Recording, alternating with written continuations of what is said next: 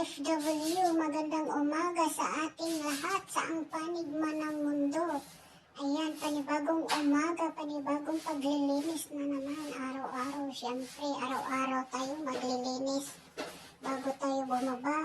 Kung bago ka magmarites, sarili muna ang unahin mo, diba? Ayan, kasi maraming buhok nagkalaglagan kaya winawalis. At syempre, kailangan talagang walisin araw-araw ang pamamahay para maalis ang malas sa loob ng bahay, sa loob ng kwarto. Ayan. Isipin mo na sarili mong pamamahay yung nililinisan mo para malinis, hindi yung iba ang bantayan mo. Ayan nga, o diba? Sige, walis lang, walis.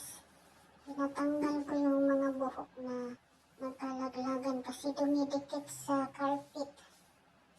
Yan.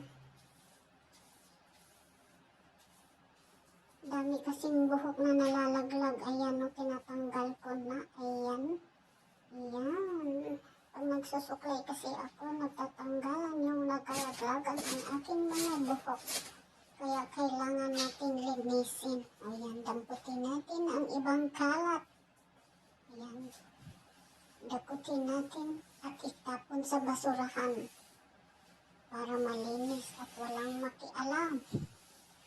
Yan, ganyan nga, pakialaman nyo ang sarili nyong buhay. Huwag yung ibang buhay na may buhay, ha? Yan, mag-focus lang tayo sa sarili natin. Oh, malinis na, di ba? Malinis pa tingnan, di ba? Hindi yung iba ang unahin mo. Kailangan unahin mo yung sarili mo. Bantay ka ng bantay sa iba. Pero yung sarili mo pala nagkalat na. So, ayan. O, diba? Malinis. Ayan nga. Tapos na ako. Tara, maglinis na tayo sa baba. Love, love, love. Char. Yan. O, diba?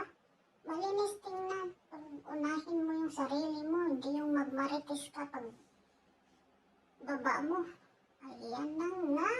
O, tara. So, maraming salamat. Bye.